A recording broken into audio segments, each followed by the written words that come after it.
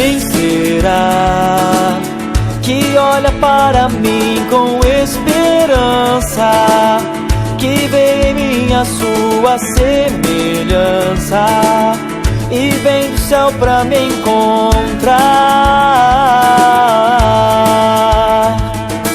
Quem será que chora ao lado deste sonhador, que entre espinhos ora ao Criador pra me perdoar?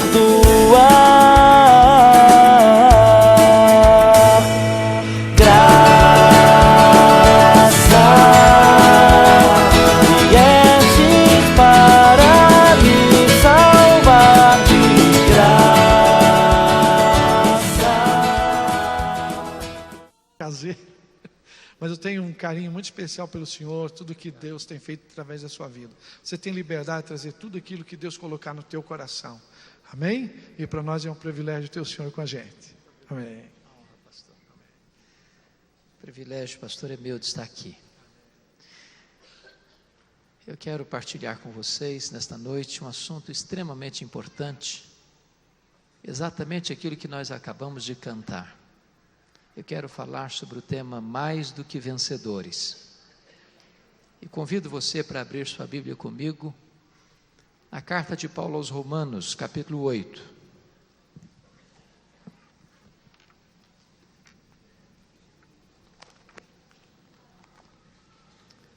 Romanos, capítulo 8.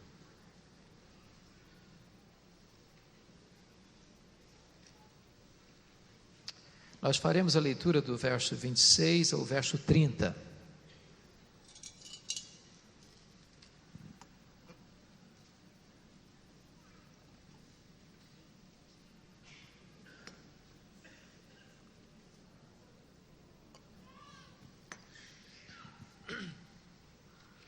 O apóstolo Paulo escreveu essa carta e os estudiosos afirmam que a carta de Paulo aos Romanos é a cordilheira do Himalaia de toda a revelação bíblica.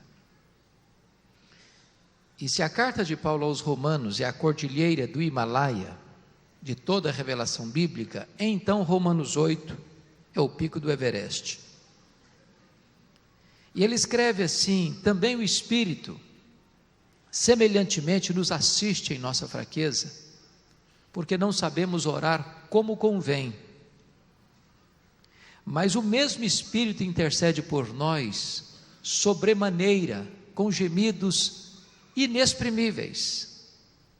E aquele que sonda os corações sabe qual é a mente do Espírito, porque segundo a vontade de Deus é que ele intercede pelos santos. Sabemos que todas as coisas cooperam para o bem daqueles que amam a Deus, daqueles que são chamados segundo o seu propósito. Porquanto aos que de antemão conheceu, também os predestinou para serem conformes à imagem de seu Filho, a fim de que ele seja o primogênito entre muitos irmãos. E aos que Deus predestinou, a esses Deus também chamou. E aos que Deus chamou, a esses Deus também justificou. E aos que Deus justificou, a esses Deus também glorificou. Amém. O que eu quero lhe falar nesta noite não é uma mera possibilidade, não é uma hipótese, é uma verdade absoluta, irrefutável. E a verdade é esta: nem todas as pessoas que sonham, planejam e lutam para vencer na vida, vencem na vida. Isso é um fato. E já que estamos às vésperas de uma Copa Mundial de Futebol, gostaria de ilustrar esse fato com a saga esportiva brasileira. Vocês sabem que o Brasil hospedou pela primeira vez e única vez até agora uma Copa Mundial de Futebol no ano de 1950. Naquela ocasião, a imprensa internacional apontava o Brasil como forte candidato a sagrar-se campeão do mundo. Para não frustrar a expectativa da imprensa, o Brasil abriu aquele campeonato goleando o México por 4-0 no Maracanã. Depois fez o segundo jogo em São Paulo, um jogo não muito bom, e apenas empatou com a Suíça por 2-2. O Brasil classificou-se para a fase seguinte, ganhando da então Iugoslávia por 2-0. E a partir daí, o Brasil transformou-se no maior fenômeno do futebol mundial, porque ele foi para a fase seguinte e goleou a Suécia por 7-1. Foi para a semifinal e goleou a Espanha por 6-1. E no dia 16 de julho de 1950, o Brasil entrou no Maracanã, dependendo apenas de um empate com o Uruguai para sagrar-se campeão do mundo. Em todo o Brasil havia uma plena convicção de que o Brasil seria campeão. As bandeiras eram desfraldadas nas ruas, nas praças. E o Brasil entrou em campo, com o Maracanã lotado, com 199 mil torcedores, dependendo apenas de um empate para ser campeão do mundo. O Brasil entrou em campo e fez 1-0 no primeiro tempo, quase que volta para o segundo tempo com a faixa de campeão no peito. Até os 21 minutos do segundo tempo, o Brasil ganhava o jogo, quando o Uruguai empatou aquele jogo, mas o Brasil ainda era o campeão do mundo. Mas antes da partida encerrar, o Uruguai fez 2-1. O Maracanã cobriu-se de silêncio e a nação brasileira de lágrimas. A expectativa de vitória transformou-se em derrota amarga e fatídica. Eu quero dizer para você, entretanto, nessa noite, que este não é o destino dos filhos de Deus. Nós não temos apenas expectativa de vitória, nós temos garantia de vitória. Nós já somos mais do que vencedores em Cristo Jesus, nosso Senhor. A nossa vitória já foi conquistada, e conquistada na cruz do Calvário. O texto que nós acabamos de ler nos mostra que o projeto de Deus na nossa vida não é um projeto feito de última hora. Não existe improvisação com Deus. Deus já traçou um plano lá na eternidade, e esse plano se desenrola na história, e esse plano consumar-se-á na segunda vinda de Cristo, e nada, nem ninguém, nem aqui, nem no porvir, poderá nos separar do amor de Deus que está em Cristo Jesus, nosso Senhor. Nenhuma força, nem na terra, nem no inferno, pode arrancar você dos braços de Jesus Cristo, o Supremo Pastor. Esse texto revela para nós o compromisso de Deus de nos conduzir à sua glória. Com a sua Bíblia aberta comigo no texto, nós vamos ver quais são esses passos. Primeiro, o texto diz assim: mas o Espírito semelhantemente nos assiste em nossa fraqueza, porque nós não sabemos orar como convém. A primeira coisa que me impressiona aqui é que nós não somos vencedores porque somos fortes. Nós somos vencedores apesar de sermos fracos. O cristianismo diverge frontalmente da psicologia de autoajuda. A psicologia de autoajuda diz para você que você é forte, que você tem a força, que você tem o poder, que você fala e as coisas acontecem, que você é um gigante e basta fazer cócegas no seu interior e levantar-se-á daí um gigante. O cristianismo diz exatamente o contrário disso. O cristianismo diz que você é fraco, eu sou fraco, nós somos fracos. E nós temos muitas fraquezas. Por exemplo, nós temos fraquezas físicas. o tempo vai esculpindo em nosso rosto algumas rugas indisfarçáveis. Tem hora que uma cirurgia plástica aqui, outra ali, outra acolá, dá uma maquiada nisso. Mas tem hora também que nem pitangui dá jeito.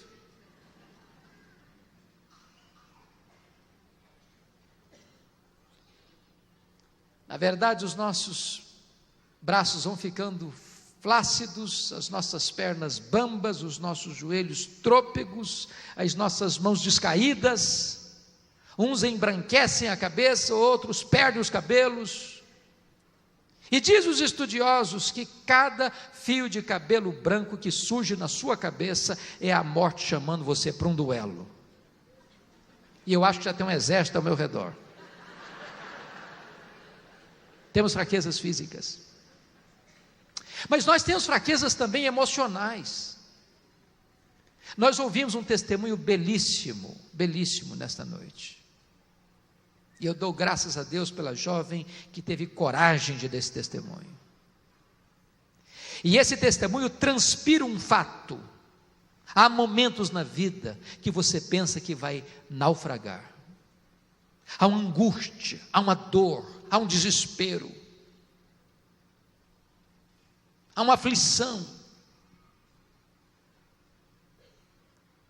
e nós pensamos que vamos perecer, porque temos fraquezas emocionais, nós temos fraquezas morais. Quantas vezes você que está aqui nesta noite, já não disse, prometeu para Deus, com lágrimas nos olhos, nunca mais repetir esse erro, tropeçar naquele mesmo obstáculo, cometer esse mesmo pecado, entrar nesse mesmo caminho escorregadio, para logo depois se flagrar cometendo o mesmo erro? Não porque você não foi sincero, mas é porque você não tinha poder. Temos fraquezas morais. Nós temos fraquezas espirituais. Nós somos um ser ambíguo, contraditório, paradoxal. O bem que nós queremos fazer, não o fazemos. O mal que não queremos, esse praticamos. Mas bendito seja Deus, que apesar de sermos fracos, Deus não nos escorraça, mas o Espírito nos assiste em nossas fraquezas. A ideia de assistir na língua grega é de que a vida é um fardo tão pesado que você não consegue carregar esse fardo sozinho. Então o Espírito Santo vem e toma esse fardo e carrega-o por você.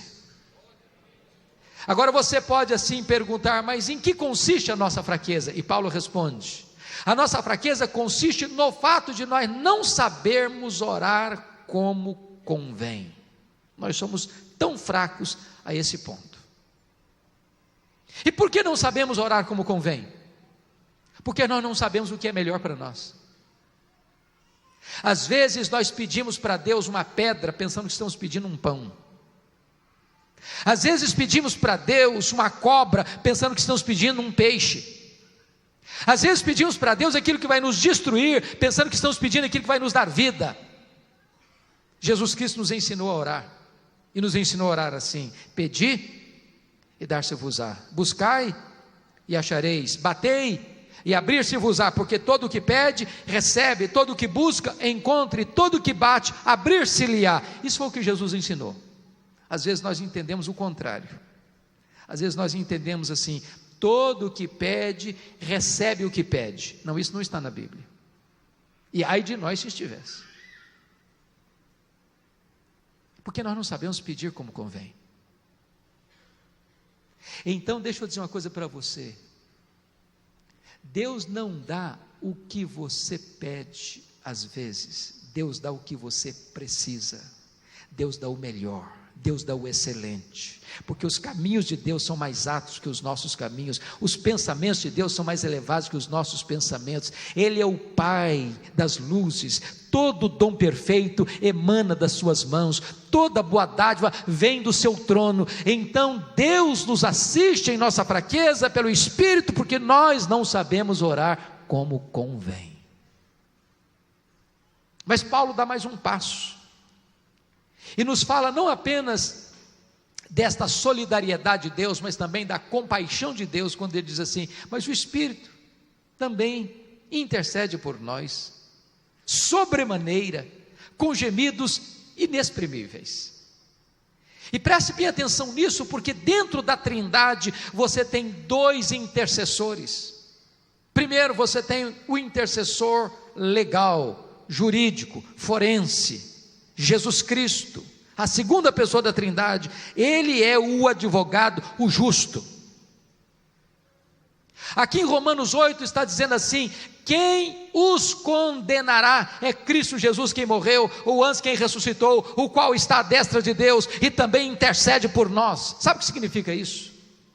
Toda vez que chega uma acusação contra você, que é crente no Senhor Jesus, que é salvo pelo sangue do Cordeiro, diante do tribunal de Deus, Jesus Cristo, o advogado, o justo, se levanta diante do tribunal de Deus e diz: Pai, por esse pecado aí eu já morri, por esta acusação aí eu já fui para a cruz, este que está sendo acusado não deve mais nada, ele está quisto com a tua lei, ele está quisto com a tua justiça, já nenhuma condenação a mais para aqueles que estão em Cristo Jesus, nosso Senhor.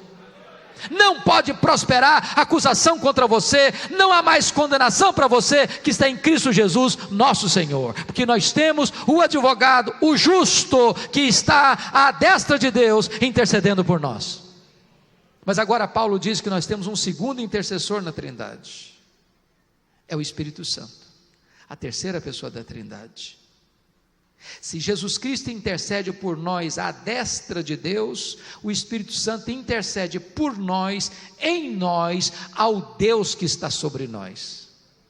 E de que maneira ele intercede por nós? De três maneiras. Primeiro, de forma intensa. Ele intercede por nós sobremaneira. É a mesma ênfase de João 3,16, porque Deus amou o mundo de tal maneira. O Espírito Santo é Deus, e Ele emprega toda a sua energia, toda a sua força, toda a sua sabedoria, todo o seu poder nesta oração, por você, em você, ao Deus que está sobre você. Segundo lugar, a intercessão do Espírito, além de intensa, é agônica, porque é com gemidos inexprimíveis. E eu já li tantos comentários, eu já pesquisei tantos autores, e eu tentei examinar esse texto de todos os ângulos, e eu confesso para vocês que entendo que nenhum estudioso jamais mergulhou nas profundezas do que Paulo está dizendo aqui. Pense comigo, o que é um gemido? O que é um gemido? Um gemido é uma expressão tão profunda, tão intensa, de um desejo, de um sentimento ou de uma dor, que você não consegue articular isso em palavras, então você geme. Agora notem isso, o Espírito Santo é Deus, consequentemente Ele conhece todas as línguas, todos os idiomas, todos os dialetos, de todos os povos, de todos os tempos, de todos os lugares. Ele conhece a língua dos homens, Ele conhece a língua dos anjos, Ele conhece a língua do céu, Ele conhece a língua da terra, e quando Ele está orando por você, em você, ao Deus que está sobre você, Ele ora com tanta agonia, que Ele não encontra sequer uma língua, então Ele geme, com gemidos inexprimíveis. É com esta agonia que ele ora em seu favor. Mas em terceiro lugar, Paulo diz que a intercessão do Espírito, além de intensa e agônica, ela é também eficaz. Olha o verso 27. Aquele que sonda os corações sabe qual é a mente do Espírito, porque é segundo a vontade de Deus que Ele intercede pelos santos. Muitas vezes a nossa oração não está alinhada com a vontade de Deus, mas todas as intercessões do Espírito estão literalmente de acordo com a boa, agradável e perfeita vontade de Deus. Mas Paulo dá mais um passo. Quando chega no verso 28, ele fala de um plano sábio de Deus na nossa vida, e ele diz assim: sabemos, e eu gosto dessa palavra, porque na língua grega ela vem da matemática, um termo exato, Paulo não usa aqui a linguagem da conjectura hipotética, Paulo usa aqui a linguagem da certeza experimental. Ele não diz nós cogitamos, imaginamos, sentimos, ele diz nós sabemos. E sabemos o quê? Que algumas coisas, que poucas coisas, que a maioria das coisas. Não, ele diz, sabemos que todas as coisas cooperam para o bem daqueles que amam a Deus. Mas eu não gostaria que você tivesse um entendimento equivocado do que Paulo está dizendo. Então eu preciso esclarecer um ponto. A melhor maneira de você saber o que Paulo está dizendo é saber o que ele não está dizendo primeiro. Primeiro, Paulo não está dizendo que todas as coisas que acontecem com você são coisas boas. Ele não está dizendo isso. Eu quero dizer para você que crente enfrenta luta. Crente enfrenta problema, crente bate carro, crente perde emprego, crente sofre atropelamento, crente recebe bala perdida na rua, crente fica doente, crente enterra os seus mortos, crente chorador do luto, crente sofre injustiça, crente é perseguido injustamente, crente é vítima de conspiração, de traição. Paulo não está dizendo que todas as coisas que acontecem com você e comigo são coisas boas. Ele não está dizendo isso.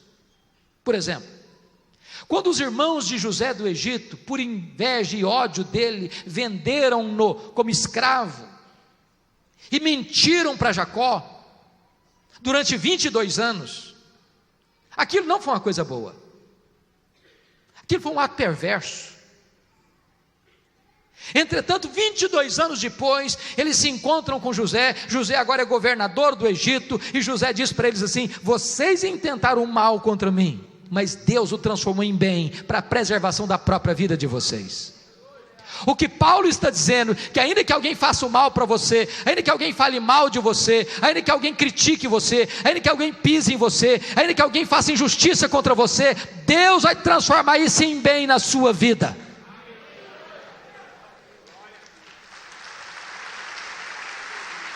Segundo lugar, Paulo não está dizendo que essas coisas vão se encaixando por si mesmas, como que num tabuleiro, como que num jogo de coincidências.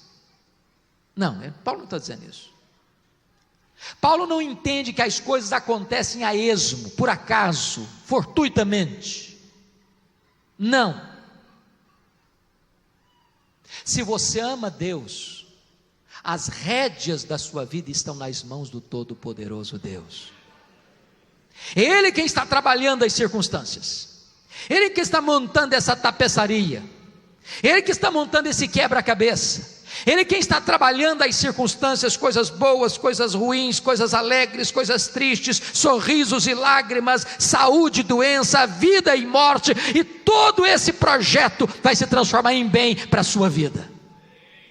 Terceiro lugar, Paulo não está dizendo que todas as coisas acontecem para o bem de todas as pessoas. Ele não está dizendo isso. A Bíblia diz que aquele que semeia vento, colhe tempestade. Aquele que semeia na carne, da carne colhe corrupção. Mas se você ama Deus, então todas as coisas contribuem para o seu bem. Mas talvez você argumente assim: pastor, isso é muito bonito, mas eu não estou sentindo e não estou experimentando isso. O senhor porque não conhece a minha história? Se eu contar a minha história, o senhor vai chorar comigo. Se todas as coisas contribuem para o meu bem, eu não estou entendendo o que Deus está fazendo na minha vida.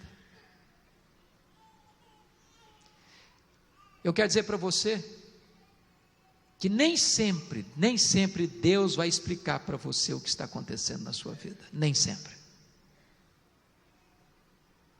Mas quando você não conseguir entender o que Deus está fazendo na sua vida, você pode entender Deus. Ele é soberano, Ele é seu Pai, Ele ama você, Ele está trabalhando em seu favor e não contra você. Eu explico isso. Quando Albert Einstein veio à América depois do seu sucesso com a teoria da relatividade, uma repórter perguntou para a mulher dele: a senhora compreende a complexa teoria da relatividade pela qual o seu marido é tão famoso no mundo? Ela respondeu: eu não compreendo a complexa teoria da relatividade pela qual o meu marido é tão famoso no mundo, mas eu compreendo o meu marido. Se você não conseguir entender o que Deus está fazendo, você pode compreender Deus. Foi o que aconteceu com Jó. Ele enfrentou lutas, ele perdeu sua riqueza, ele perdeu seus filhos, ele perdeu a sua saúde, ele perdeu o apoio da sua mulher, ele perdeu o apoio dos seus amigos, ele passou por tempestades borrascosas.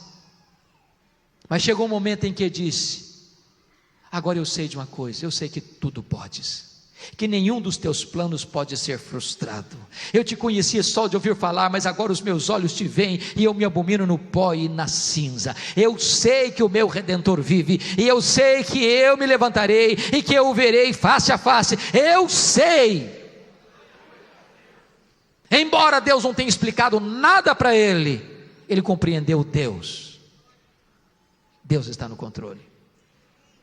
Às vezes nós olhamos para a nossa vida pelo avesso. Isso me faz lembrar de Gary Chapman, autor do livro As 5 Linguagens do Amor.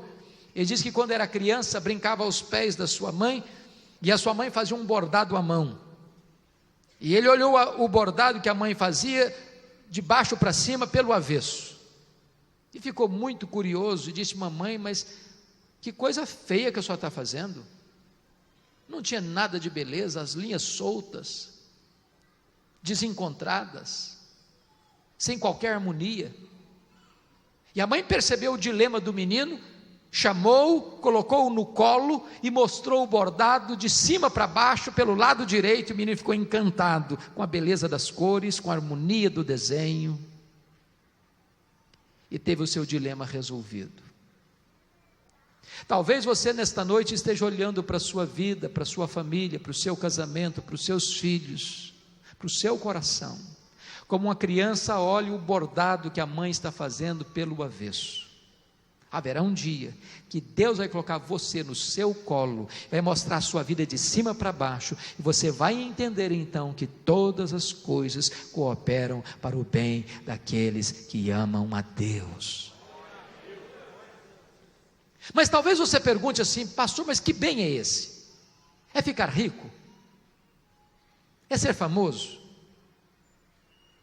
É ter o nome nas manchetes das revistas? É ser uma pessoa conhecida? Que bem é esse, que todas as coisas cooperam para ele? E Paulo não nos deixa confusos acerca deste tema. A resposta está no versículo 29. Quando Paulo diz que Deus nos predestinou para sermos conformes à imagem de seu Filho, a fim de que ele, Jesus Cristo, seja o primogênito entre muitos irmãos. Eu quero dizer uma coisa para você: o grande projeto de Deus na sua vida não é você ser rico, não é você ser famoso, isso até pode vir a reboque, mas o grande projeto de Deus na sua vida é fazer de você uma pessoa parecida com Jesus, é esculpir em você o caráter de Jesus, é burilar em você a beleza de Jesus. O projeto de Deus não é apenas levar você para a glória, o projeto de Deus é transformar você à imagem do Rei da Glória. E no verso 30, o apóstolo Paulo mostra de forma prática como é que isso acontece. E ele começa dizendo: aos que Deus predestinou. O que ele está dizendo é o seguinte: tudo começa com Deus, não com você. Tudo começa no céu, não na terra. Tudo começa na eternidade, não no tempo. Não foi você quem escolheu Deus, foi Deus quem escolheu você, como nós já cantamos aqui hoje. Não foi você quem começou a amar a Deus, foi Deus quem amou você primeiro. O seu amor por Deus é apenas um refluxo do fluxo do amor de Deus por você. E aí Paulo diz: aos que Deus predestinou, a esses Deus também chamou. E você sabe que há 2 chamados, um geral e um específico, um dirigido aos ouvidos, outro dirigido ao coração. Jesus Cristo disse: as minhas ovelhas ouvem a minha voz, me seguem. Houve um dia que você leu um folheto, que você leu um versículo da Bíblia, que você veio aqui à igreja, que você escutou uma mensagem, que você ouviu um hino, que alguém falou para você na rua, e o tampão de seus ouvidos foi tirado, e a venda dos seus olhos foi arrancada. De repente, um transplante dentro de você, Deus tira o coração de pedra, te dá um coração de carne. E de repente, Deus muda as disposições íntimas da sua alma. E você que estava morto em seus delitos e pecados, recebe vida juntamente com Cristo. Você que estava cego começa a ver. Você que estava surdo à voz de Deus começa a ouvi-la e se encantar com ela. E Deus muda a sua história, Deus muda a sua vida, Deus quebra suas correntes, Deus liberta você, Deus transforma você, Deus salva você, Deus limpa você, Deus modifica por completo a sua história. Porque o Deus que predestina é o Deus que chama. E chama eficazmente. Chama na rua, chama no hospital, chama no campo de futebol, chama no bar da esquina, chama aqui dentro do templo, chama. E a voz dele é poderosa, e a voz dele despede chamas de fogo, e a voz dele é tremenda.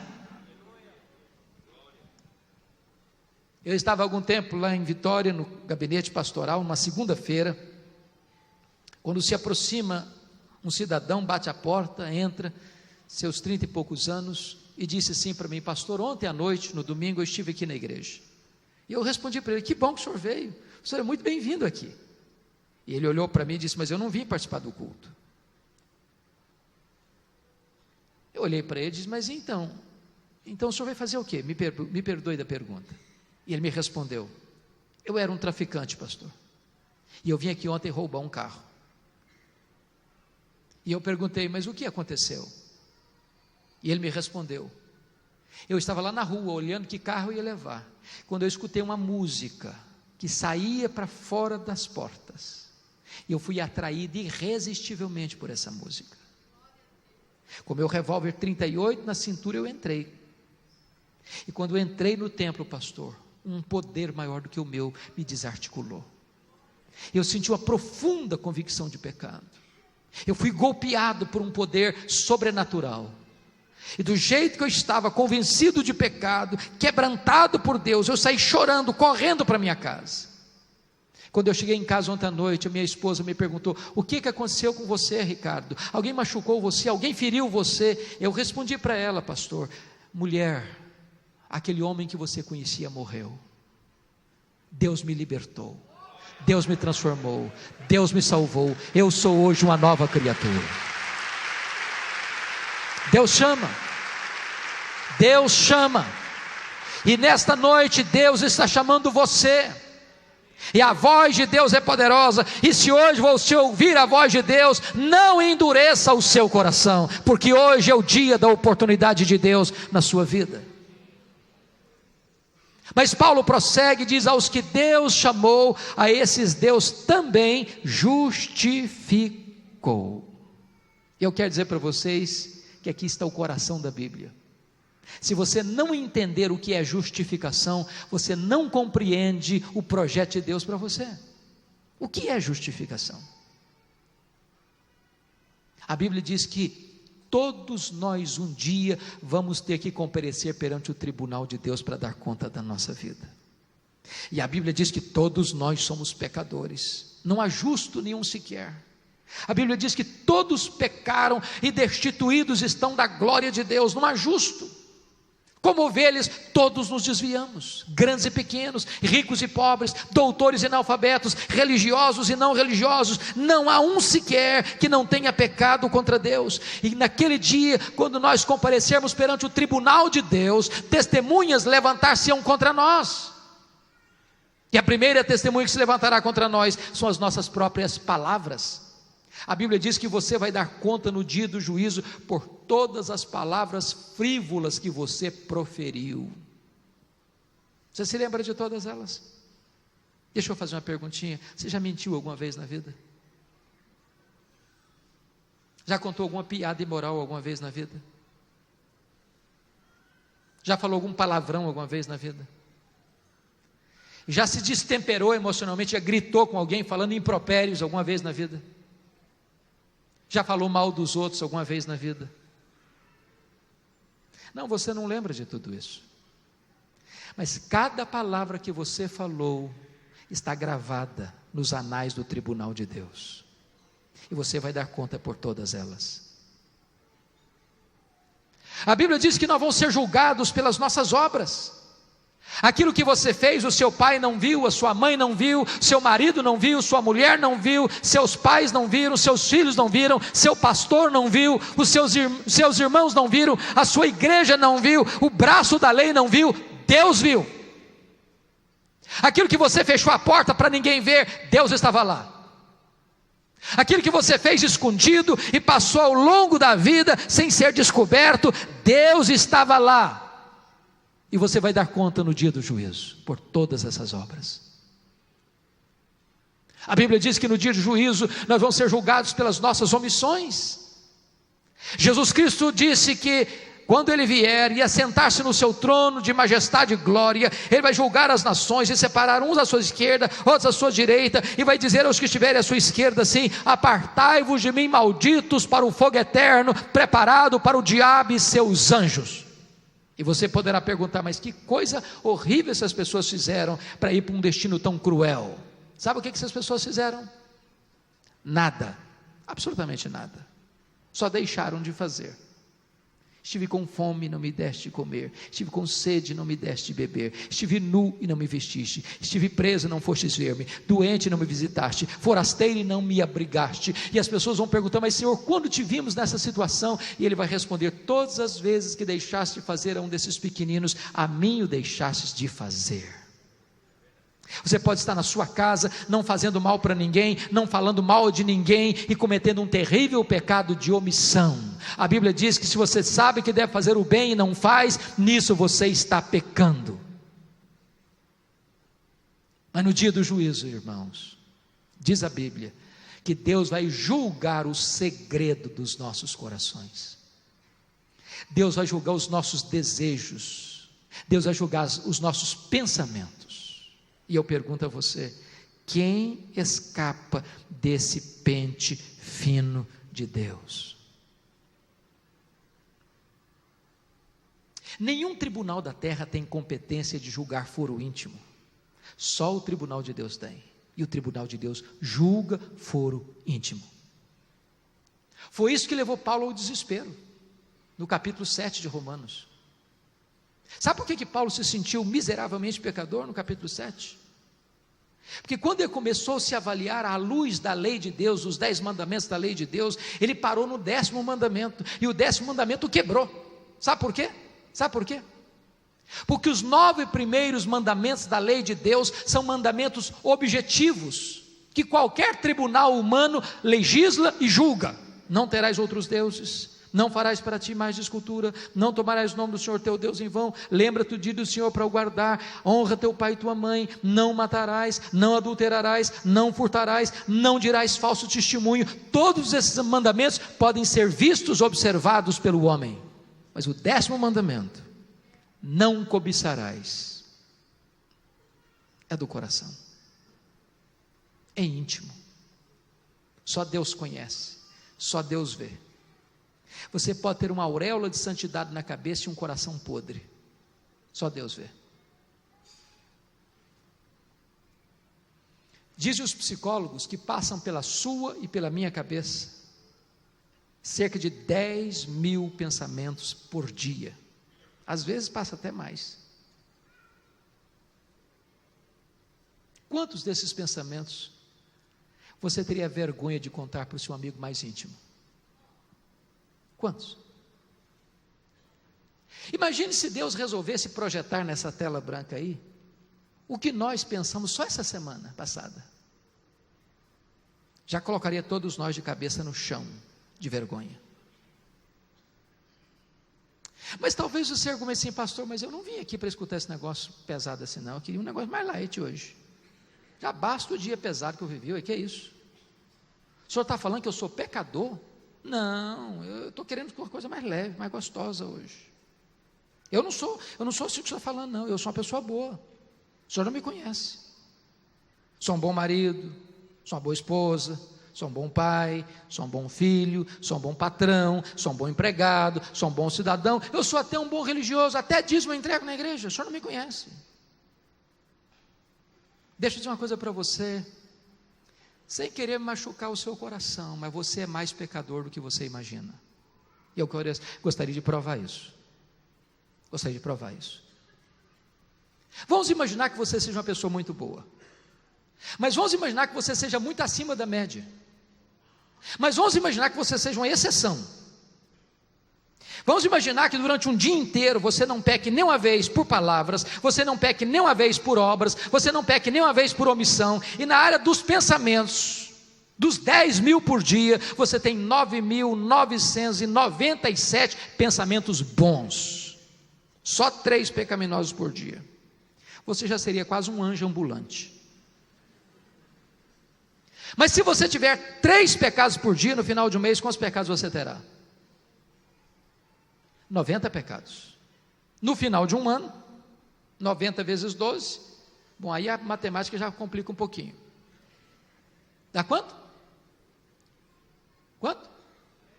1.080. Vamos arredondar para 1.000. Vamos dar uma diminuídazinha. Se eu tivesse só 3 pecados por dia, eu estaria hoje com 55.000 pecados. Agora imagine um réu assentado na cadeira na hora do julgamento dele, e se prova, o advogado de acusação e o promotor se levanta e prova pelos autos do processo que aquele réu cometeu 55.000 violações da lei. É um caso indefensável. Mas aqui na terra se suborna testemunha, se compra o juiz. Mas eu pergunto a você, quem vai chegar diante do tribunal de Deus, chegar para Deus, Deus, o senhor deu um jeitinho na minha causa aí, eu dou uma olhada na sua mão, o senhor vai levar vantagem comigo. Tem jeito de subornar Deus? Tem jeito de corromper o tribunal de Deus? Mas deixa eu dizer algo mais solene para você nessa noite. Você não precisa ter 55.000 pecados para não poder entrar no céu. Se você tiver um único pecado, você não pode entrar no céu. Sabia disso? Deixa eu dizer algo mais solene para você nessa noite. Para entrar no céu, você precisa ser perfeito. Sabia disso? Quem não é perfeito não pode entrar no céu. Sabe o que a Bíblia diz? Que se você guardar toda a lei, e tropeçar num único ponto, você é culpado da lei inteira. Maldito é aquele que não perseverar em toda a obra da lei para cumprir. Aí você pode argumentar, mas isso é injusto, eu faço tanta coisa boa. Eu até acredito, mas eu vou ilustrar para você entender. Vamos imaginar que você vai chegar em casa hoje, vai reunir sua família, vai fazer um lanche, e você abre o armário e percebeu que não fez compra na semana, e a única coisa que você tem em casa é a sua geladeira com uma dúzia de ovos lá, e você pega uma grande frigideira, e você bota a frigideira no fogo, e bota óleo ali, e pega 10 ovos, e quebra o primeiro, o segundo, o terceiro, o quarto, o quinto, o sexto, o sétimo, o oitavo, o nono, a gema vermelhinha. Quando você quebra o 10º ovo, ele estava podre. Eu pergunto a você, quanto do omelete você estragou? Quanto? Todo. Mas só tinha um ovo estragado. Tinha 9 bons. Assim é a sua vida, assim é a minha vida. Você faz 1, 2, 3, 4, 5, 6, 7, 8, 9 coisas boas, faz uma errada, estraga tudo, porque você comprometeu o padrão. Para entrar no céu tem que ser perfeito. Nada contaminado vai entrar no céu. Aí você deve estar pensando assim, pastor, se o negócio é desse jeito, então eu estou frito. E se você pensou isso, você está coberto de razão, está mesmo. Não há saída. Isso significa que você nunca pode ser salvo pelas suas obras. Isso significa que você nunca pode ser salvo pelos seus méritos. Isso significa que você nunca pode ser salvo pela religião que você frequenta, pela igreja que você frequenta, pelo credo que você professa. Nunca! Mas eu tenho uma boa notícia para você nessa noite.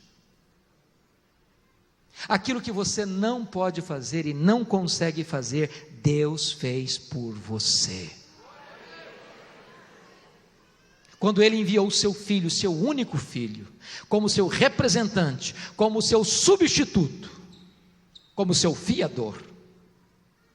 E quando Jesus estava lá naquela cruz, diz a Bíblia que Deus lançou sobre Ele a iniquidade de todos nós, nossas mazelas, nossas mentiras, nossa impureza, nosso orgulho, nossa soberba, nossa incredulidade, nossa idolatria. Tudo foi já lançado sobre Jesus. E quando os nossos pecados foram lançados sobre Jesus, diz a Bíblia que não havia beleza nele, que o sol escondeu o rosto dele, que o próprio Pai o desamparou naquela cruz.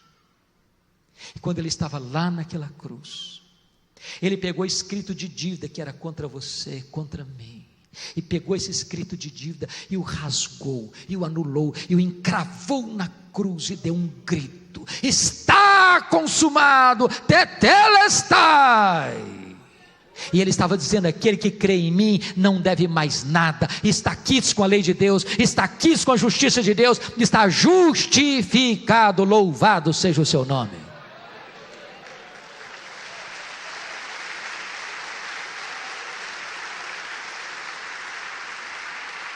Eu quero dizer para você nesta noite que justificação é mais do que perdão. Perdão é um conceito negativo e justificação é um conceito positivo. Eu explico. Imagine que você devesse ao banco R$1 milhão e você está quebrado sem 1 centavo.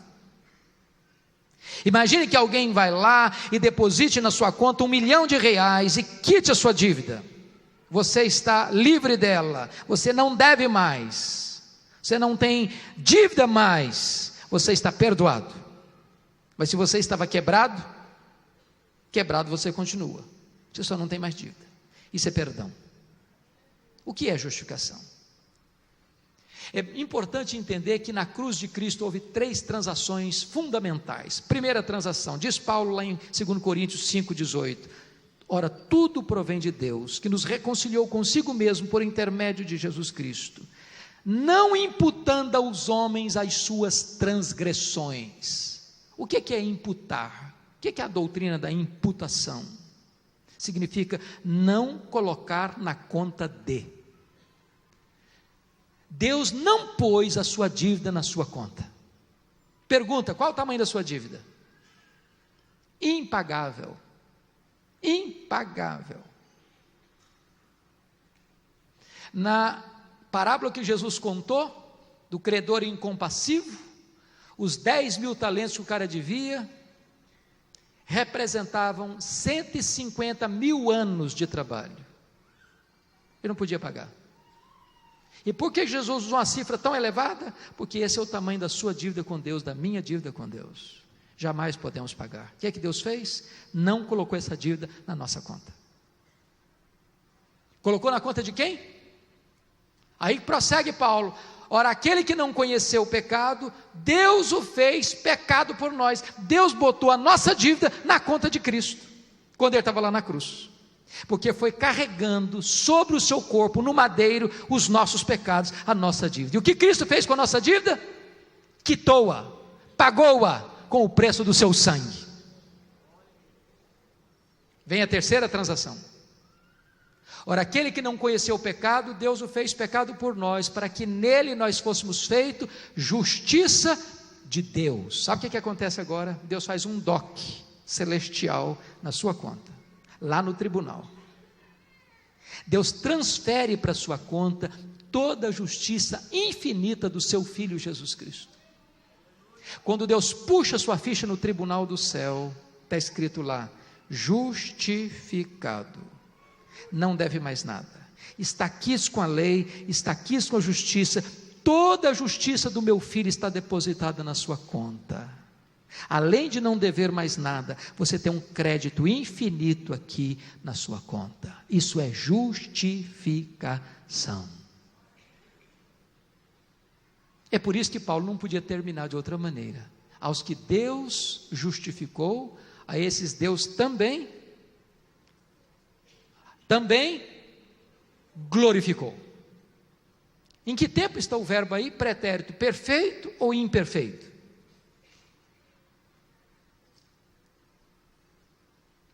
Acho que nós somos melhores de Bíblia do que de língua portuguesa.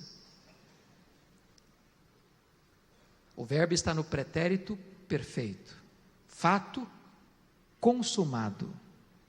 Mas eu pergunto a vocês, quando se dará a glorificação? Quando? Na segunda vinda de Cristo, no futuro. Será que Paulo não errou então? Se a nossa glorificação se dará no futuro, como é que Paulo colocou o fato como algo consumado? Porque se você já está justificado na mente de Deus e nos decretos de Deus, você já está na glória. Nada nem ninguém poderá separar você do amor de Deus que está em Cristo Jesus, nosso Senhor. E por isso Paulo termina com 5 perguntas retóricas. Uma pergunta retórica já tem a resposta na pergunta: se Deus é por nós, quem será contra nós? Paulo não pergunta quem é contra nós, porque o inferno inteiro se levantaria. Ele pergunta assim: se Deus está do seu lado, não importa quem está contra você, você já é mais do que vencedor. Segunda pergunta: aquele que não poupou seu próprio filho, antes por todos nós o entregou, porventura não nos dará graciosamente com ele todas as coisas? Se Deus já deu o maior, se Deus já deu o melhor, se Deus já entregou o seu filho, você acha que agora ele largaria você no meio do caminho? Aquele que começou boa obra em você vai completar essa obra até o dia de Cristo Jesus. Terceira pergunta: quem tentará acusação contra os eleitos de Deus? É Deus quem os justifica. O que ele está dizendo é o seguinte: não tem réplica, não tem tréplica, não tem esse negócio de recorrer a uma instância superior. A suprema instância, o Deus Todo-Poderoso, já está dizendo o seguinte: você está justificado. Quarta pergunta: quem os condenará? É Cristo Jesus quem morreu, o antes quem ressuscitou, o qual está à destra de Deus e também intercede por nós. Se Jesus Cristo já morreu pelos meus pecados, e a morte dele foi suficiente e eficaz, eu não preciso mais morrer por eles, quando eu ponho a minha confiança nele como meu Salvador, como meu substituto. É por isso que nós oramos. Lemos lá em 1 de João 1,9. Quem lembra de cor 1 de João 1,9? Vamos lá? Se confessarmos os nossos pecados, Ele é fiel e justo para nos perdoar os pecados e nos purificar de toda a injustiça. Eu não sei se você já questionou esse versículo. Preste bem atenção no que está escrito aí, irmão. Deus é o que mesmo? Fiel e quê? E justo para fazer o quê?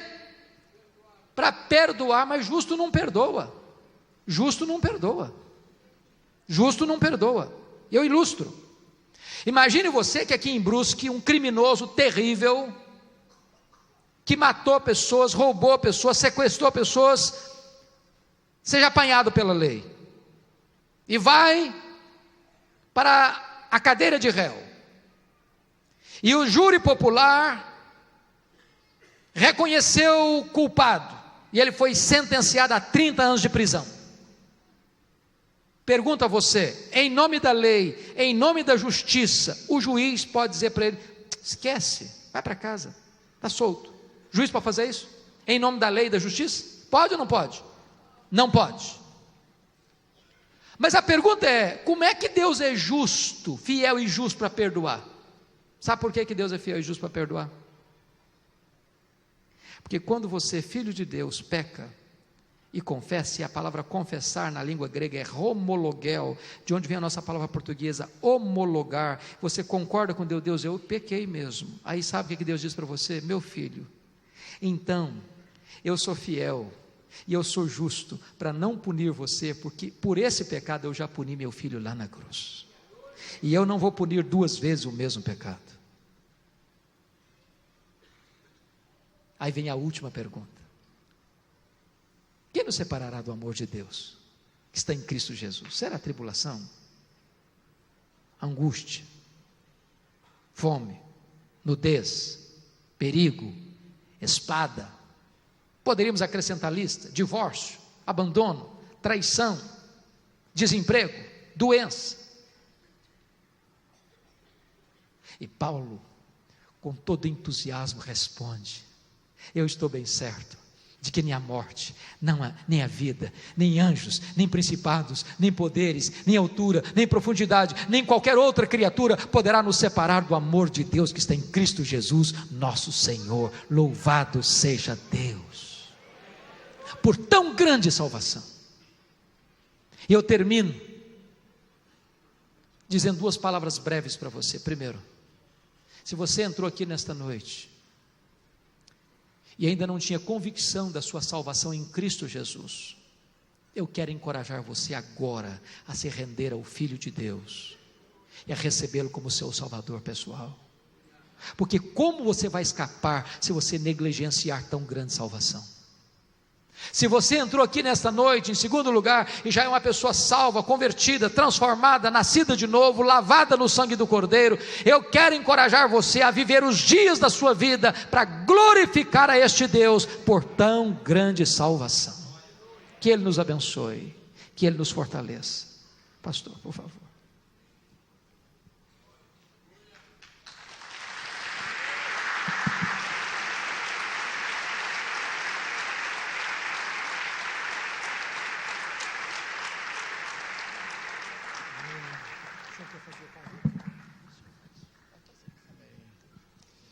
Glória a Deus. Tem alguém aqui que gostaria de aceitar Jesus? Faça essa aliança, você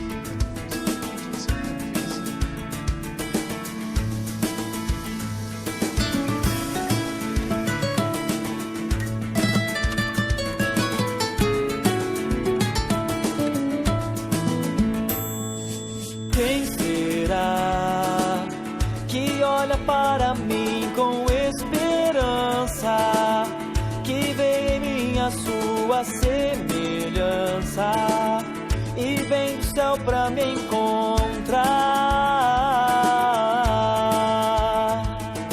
Quem será que chora ao lado deste sonhador, que entre espinhos ora ao Criador?